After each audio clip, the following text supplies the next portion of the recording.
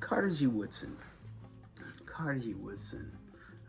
He wrote the book that we're the first book you're reading now, and you see it. If you go in the syllabus, just copy and paste it and take it right to that book. Carter G. Woodson got his PhD from Harvard in the early 1800s, 1817, I think. 1817, got his PhD from Harvard. Okay, I was born in Virginia, went to Douglas High School in Huntington, West Virginia. The irony is that there's a statue in Huntington, West Virginia, right on the corner of 16th Street and 9th Avenue, with Carter G. Woodson standing there, and most people don't even know who he was. I know people who went to Carter G. Woodson High School or Carter G. Woodson Elementary School, don't know who he was.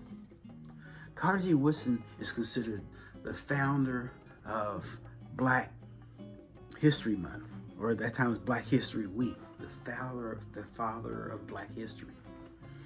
Okay, and his book is every time I've taught this class, I've used that book. I mean, 1933. He wrote that book in 1933. Okay, think about that. Okay, and a lot of the stuff we tell is still relevant today.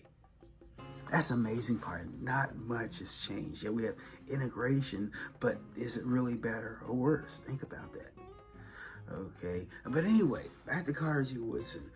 Education of the Negro, Miseducation of the Negro, or two of the books he wrote. And basically, that's what we're going to be talking about. So first, let's go to the first chapter, how we missed the mark. How we missed the mark. Okay, it talks about the great debate. If you ever take a Black history class or you get a Black philosophy class or whatever, they're going to talk about the great debate. And the debate was between Booker T. Washington and W.E.B. Du Bois. Booker T. Washington was stressing for a practical education. Okay, and W.E.B. Du Bois was practicing for a classical education. You go out there and get your bachelor's degree and vote and learn, read everything you can and get that good education. And out there you'll make your mark. Okay, on the other hand, Booker T. Washington is saying, you're wasting your time. I mean, white folks have hated us for 300 years. It's not going to change tomorrow. You get that degree, you're not going to be able to get a job. Maybe just get to become the best welder, the best janitor, or the best, you know what I'm saying, best manual labor you can be, and get you a trade. Get you a trade, become a welder or a carpenter or something. Don't waste your time doing it. Get that carpenter, get those skills, and economics, build your community, use that, what you can get that job in and make the most money you can as that welder, the best janitor you possibly be.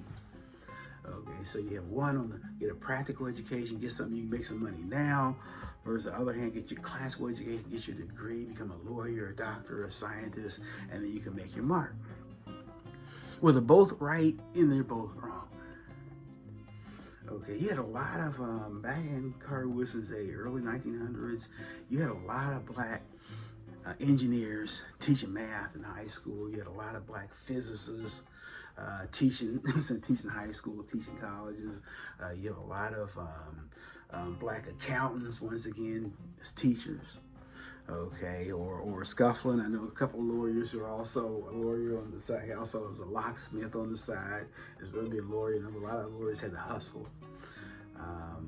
There's a video. Why would you watch this video? It's a video series. C.J. Walker. Start watching that. There's a series of episodes. You won't probably finish till the end of the quarter, but just kind of watch each little episode. It's really fascinating because it's right around Carter Woodson's time, the 1930s. But anyway, the thing that really, like I said before, one thing that amazed me about that is not much has changed. Okay, let's go back to classical versus practical education. Okay, be the best welder you can be, or be the best carpenter you can be, and so forth. But like I said before, they're both right and they're both wrong. Okay, in terms of, now you have your carpenters and your other folks, but then the white labor unions freeze them out of the job market. You can't work here because you're not one of us, right? And you have to be in a union to get a job. So yeah, you got that degree, you got that little piece of paper, but then you get frozen out of the job market. Okay, and another issue that comes up, as Woodson talked about, you're being trained on outdated equipment. outdated equipment. Okay, imagine someone learning on 10 key and typewriters, and they're competing against people who are using computers. Okay, or working on 10-year-old things. And when they get out in the field, how Woodson compared the young white guy, he goes out there and works as an apprentice and learns those skills on the job and gets right in the union, and he's fine. Okay, I said they're both right and they're both wrong. Back to in terms of Carter Woodson, what he talked about in terms of economic power. That's what Booker T. Washington was really all about, economic power. Okay, I'm gonna stop it here and we'll continue in the next clip.